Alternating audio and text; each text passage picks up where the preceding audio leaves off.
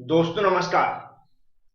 आज से हम लोग ऐसे ऑब्जेक्टिव क्वेश्चन की प्रैक्टिस करेंगे जो आरआरबी, एएलपी के स्टेज सेकंड में और वो भी पार्ट बी में पूछे जा सकते हैं।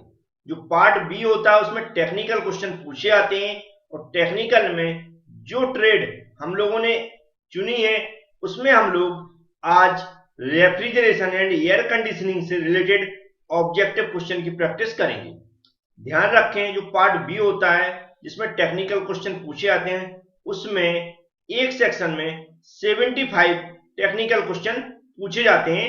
पार्ट बी में हमने इनको अलग अलग पार्ट में डिवाइड किया है। अगर सेट 1 में 75 क्वेश्चन पूछे जाते हैं एक वीडियो में 25 क्वेश्चन लेकर आऊंगा जिससे आप कम समय में इन क्वेश्चन को सुनकर याद कर सकें और समझ सकें। चलते हैं, स्टार्ट करते हैं। तो पहला क्वेश्चन हम यहां पर पढ़कर सुना रहे हैं। आपको सिर्फ ध्यान से सुनना है और देखते हुए चलना है। जितना आप ध्यान से सुनेंगे उतनी जल्दी आपको याद होगा। जैसा कि पहले क्वेश्चन में लिखा है, कोई दुर्घटना होती है। क्वेश्चन में पूछा गया है कि कोई दुर्घटना होती है, इससे रिलेटेड जो यहां पर तथ्य दिए गए हैं वह इससे रिलेटेड कौन सा है।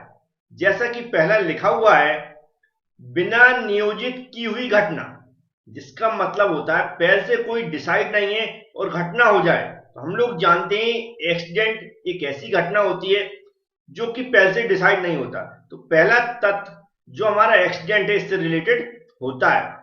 दूसरे में लिखा कंट्रोल ना की जाने वाली घटना, मतलब ऐसी घटना जो कंट्रोल नहीं की जा सकती। तो सत्य बात है, एक्सीडेंट होता है पहले से डिसाइड नहीं होता है, हम उसको कंट्रोल भी नहीं कर पाते क्योंकि वह अचानक होता है। तो ये भी हमारा एक्सीडेंट से रिलेटेड तथ्य है। फिर लिखा अवांछनीय घटना। तो अवांछनीय घटना भी किस में आती है, एक्सीडेंट के किस में आती है।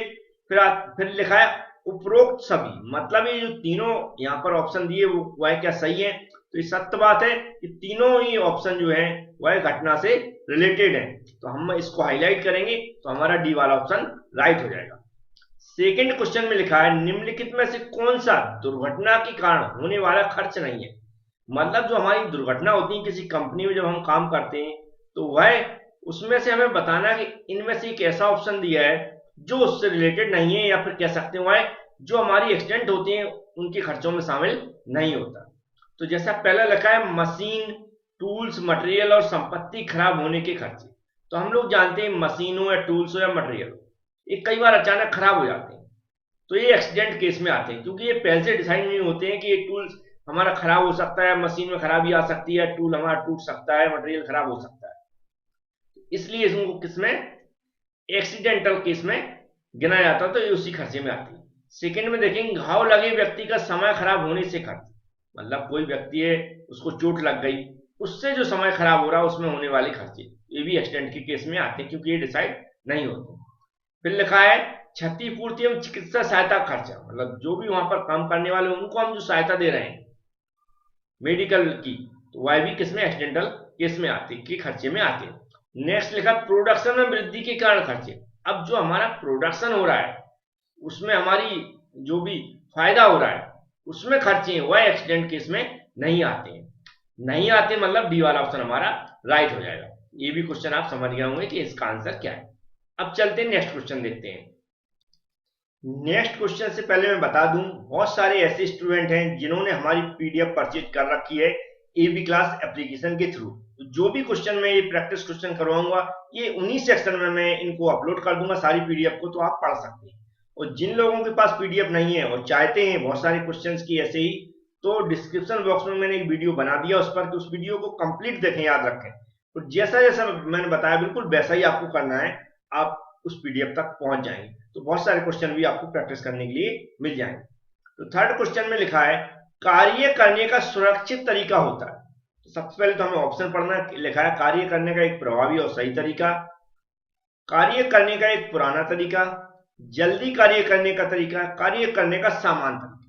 तो हम लोग जानते हैं जो कार्य करने का जो सुरक्षित तरीका उसमें क्या है, कार्य करने का एक इफेक्टिव वे होना चाहिए और सही तरीके से कार्य करने चाहिए। तो वह क्या होता है, सेफ वर्क होता है। तो हमारा यहाँ पर देखेंगे ए वाला जो ऑप्शन है वह राइट हो जाएगा।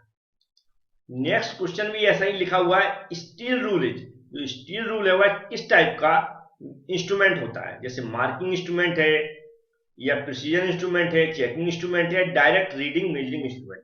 तो हम लोग जानते हैं जो हमारी स्टील की रूल होती है उससे हम क्या करते हैं, कोई भी ऑब्जेक्ट की का मेजरमेंट करना तो डायरेक्ट उस पर रखकर करते हैं या उसके बगल में रखकर करते हैं।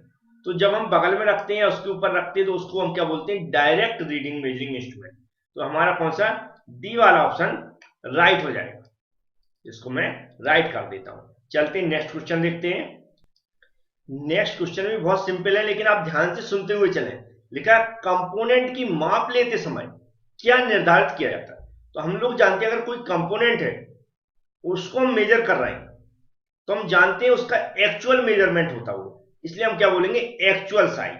तो इसलिए इसका आंसर बहुत इजी हो जाएगा, इसको मैं हाईलाइट कर देता हूं। नेक्स्ट क्वेश्चन भी इजी है, इसमें लिखा था मेटल ऑफ स्टील रूल। जो स्टील रूल होती है वह किसकी बनी रहती है, तो इसके नाम से भी याद रख सकते हैं वह किसकी, स्टेनलेस स्टील की बनी रहती है। किससे, स्टेनलेस स्टील की बनी रहती है। नेक्स्ट क्वेश्चन भी ऐसा ही है, कॉमन सेंस वाला। लिखा है शीट मेटल की थिकनेस नंबरों की एक सीरीज में प्रकट की जाती है, इसे कहते हैं। तो हम जानते हैं डिफरेंट टाइप्स के गेज होते हैं, इसमें नंबरों में सीरीज रहती है, अलग अलग नंबर के अलग क्या गेज पाए जाते हैं।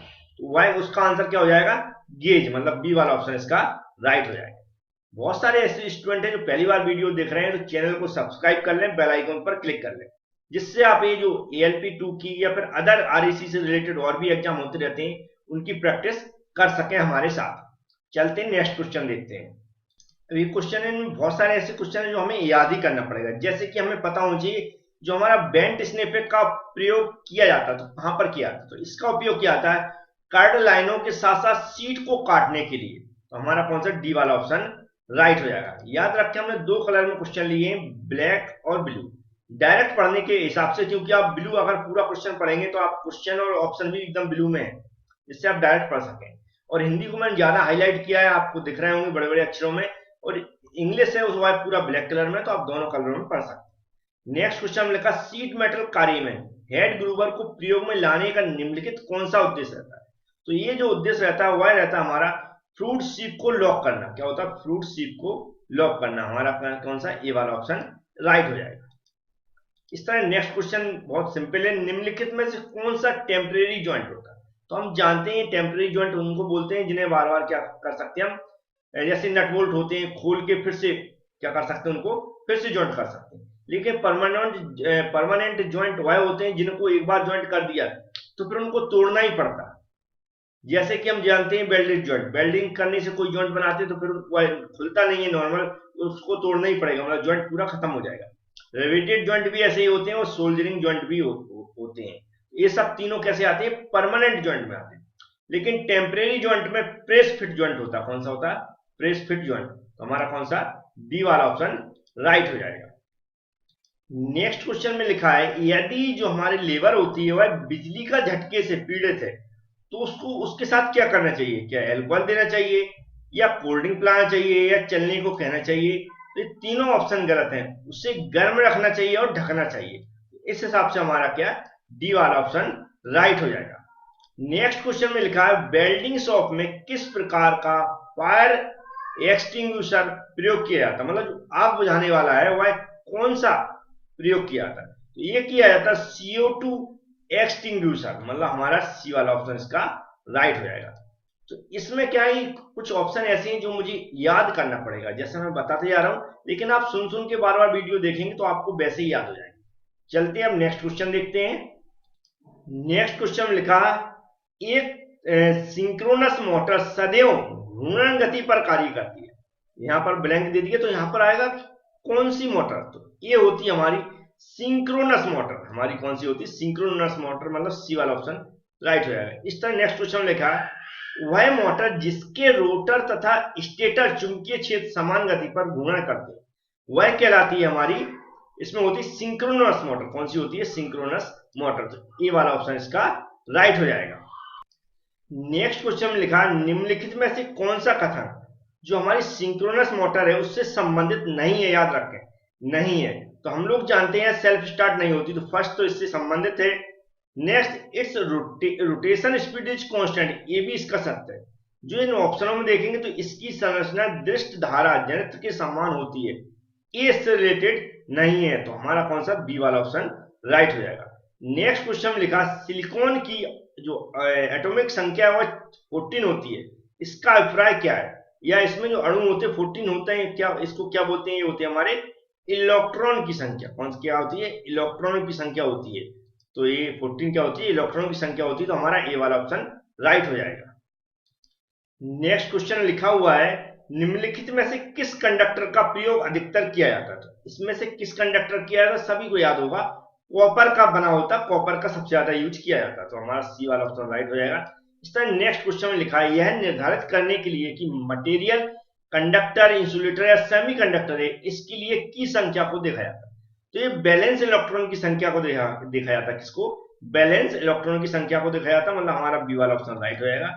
इस तरह नेक्स्ट क्वेश्चन में लिखा रेफ्रिजरेंट का जो फ्रीजिंग पॉइंट है वह होना चाहिए, कम होना चाहिए, ज्यादा होना चाहिए, 0 डिग्री सेल्सियस या इनमें से नहीं है, तो क्या होना चाहिए, कम होना चाहिए, मतलब ए वाला ऑप्शन राइट हो जाएगा। ए बी क्वेश्चन के आंसर आपको मिल चुके होंगे, जैसा मैंने बताया पीडीएफ चाहिए, बहुत सारे क्वेश्चन आप मतलब रिवीजन करना चाहते हैं, उसकी वैलिडिटी भी लाइफ टाइम है, उसकी भी टेंशन लेने, बहुत कम कीमत में एप्लीकेशन के थ्रू आप कंटिन्यू कभी भी स्टडी कर सकते हैं। उसके लिए डिस्क्रिप्शन बॉक्स में चले जाएं, उसमें लिंक दी गई है एक वीडियो की, और वीडियो को पूरा देख लें, या फिर हमारा नंबर रहता है मैक्सिमम लोगों के पास, उस पर भी कॉन्टेक्ट करके जानकारी ले सकते हैं। नेक्स्ट क्वेश्चन में लिखा है रेफ्रिजरेंट की जो हमारी विस्कोसिटी है वह होना चाहिए, तो विस्कोसिटी हमेशा कम होना चाहिए, इस हिसाब से इसका बी वाला ऑप्शन कैसा हो जाएगा, राइट हो जाएगा। नेक्स्ट क्वेश्चन में लिखा एक आदर्श रेफ्रिजरेंट का कौन सा आवश्यक गुण है, और ये गुणों पर हमेशा क्वेश्चन पूछे जाते हैं, तो यहाँ पर भी ये क्वेश्चन को लिया गया, इसमें क्या होना चाहिए, लो बॉइलिंग पॉइंट होना चाहिए, इन अगर चारों ऑप्शन में देखेंगे तो कैसा होना चाहिए, लो बॉइलिंग पॉइंट होना चाहिए, तो हमारा कौन सा सी वाला ऑप्शन राइट हो जाएगा। नेक्स्ट क्वेश्चन में लिखा है जब खाद्य पदार्थों को एक रेफ्रिजरेटर में रखा जाता है तो हमें क्या देखना चाहिए, क्या आवश्यक है, तो उसके जो रूल रेगुलेशन है उसके हिसाब से देखा जाए तो सबसे ठंडे खाद्य पदार्थों को कैबिनेट के टॉप पर रखा जाता है, मतलब उसके अकॉर्डिंग जो सबसे ठंडे पदार्थ है उनको कहाँ रखना चाहिए, टॉप पर रखना चाहिए। इस तरह नीचे वाला क्वेश्चन देख, इसको हाईलाइट में कर देता हूं, वैसे हमारा ये वाला ऑप्शन इसका राइट था। नेक्स्ट क्वेश्चन में लिखा है जब एक घरेलू रेफ्रिजरेंट को स्थापित किया जाता है तब इसको के लिए सावधानी पूर्वक लेवल करना चाहिए, मतलब लेवल करना चाहिए, रखते हैं फिर उसको लेवल करते हैं, तो क्यों करते हैं, क्योंकि हम लोग जानते हैं कि जब बटन को स्विच ऑन करते हैं तो वह कंपन करने लगता है, तो कंपन को कम किया करने के लिए हम क्या कर सकते हैं, उसका लेवल करके रखते हैं, इससे कंपन कम करे, तो हमारा सी वाला ऑप्शन राइट हो जाएगा। नेक्स्ट क्वेश्चन का जो हमारा घरेलू रेफ्रिजरेटर होता है, जो घरों में होता है, उसमें जो बटर कंपार्टमेंट होता है वह कहां पर स्थित होता है, तो ये भी कॉमन सेंस में नॉर्मल क्वेश्चन है, ये रहता है कहां, दरवाजे में, या कह सकते हैं इन द डोर, तो डी वाला ऑप्शन इसका राइट हो जाएगा।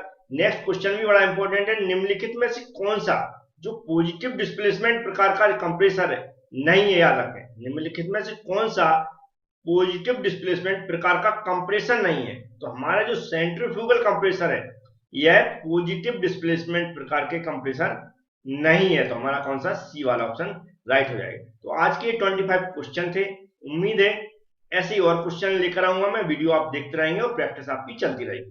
Thank you friends.